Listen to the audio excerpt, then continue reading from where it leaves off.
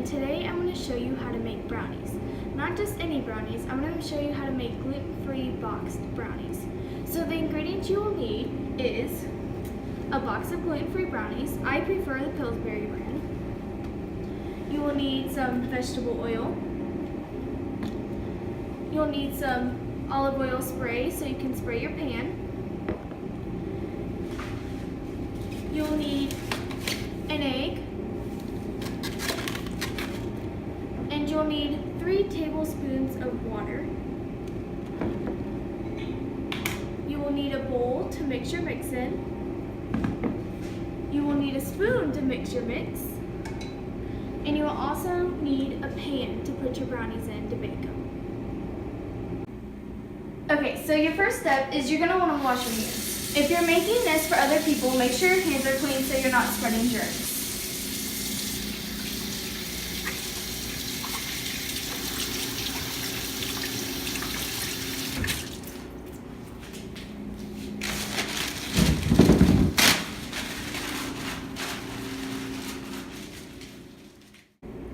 Okay, so our second step is to preheat the oven. You want the oven to be preheating while you're making the mix so it's ready when you're done.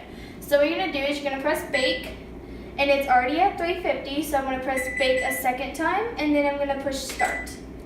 So right now the oven is warming up, so let's go make some mix. For time purposes, I've already opened the mix. You're going to pour the mix in here.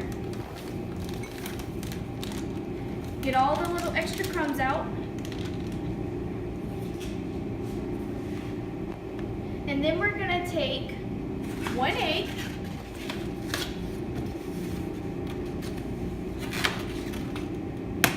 we're going to crack it, and then just put it right into the mix.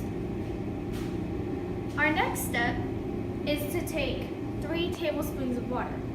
Now if you didn't already know this, you always want to use cold water when making brownies. When you use warm water, the mix seems to clump up.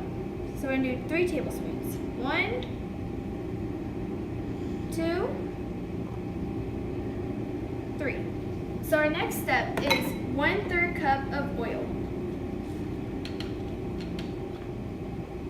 So you're going to leave your measuring cup on the counter, make sure it's completely flat, and we're going to measure 1/3 cup of oil.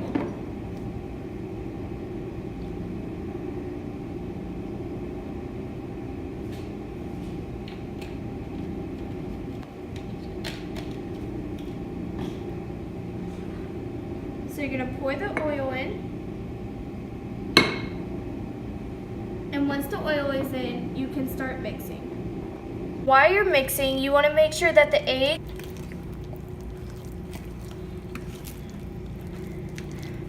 So the brownie mix I have actually has chocolate chips in it. So make sure that you don't mistake the chocolate chips for clumps of brownie mix.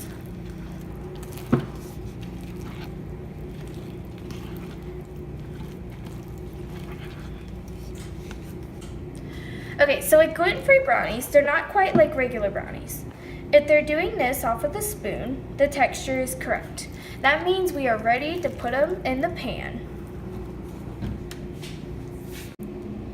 Okay, so now that our mixture is completely mixed, we're going to take some olive oil nonstick spray, and we're just going to coat our pan.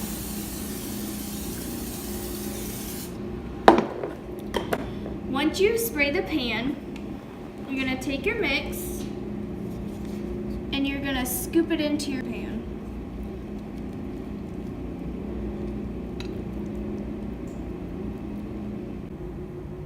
Okay, so now that all the mix is in here, what you're going to want to do is just take your spoon, and gluten-free brownies tend to be a little bit stickier, so you're going to have to play with it just slightly.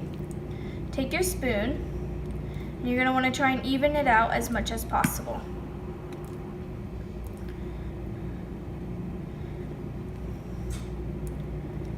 It's okay if they don't look perfect because they're all going to flatten out once it gets into the heat, and then they'll begin to rise.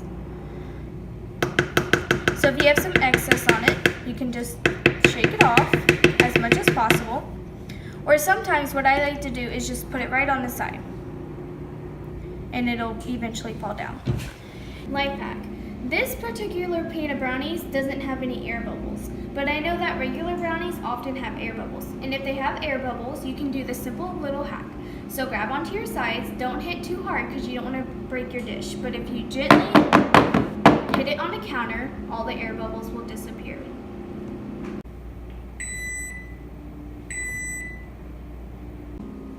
Okay, so our second to last step is to put it in the oven.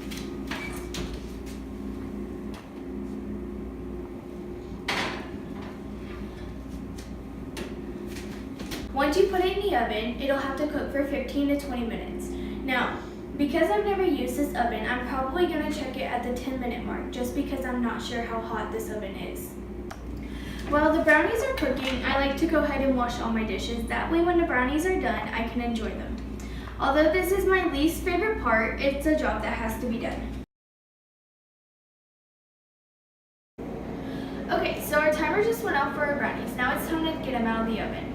So make sure you use some type of hot pad so you don't burn yourself.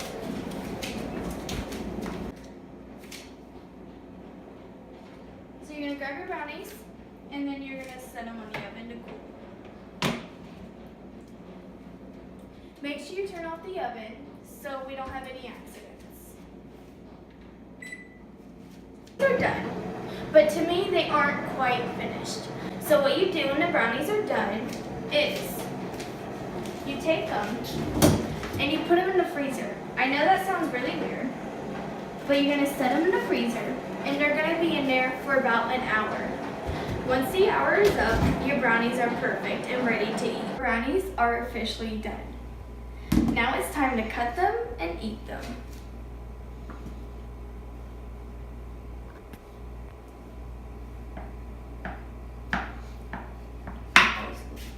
Okay, now it's time to eat this really yummy brownie.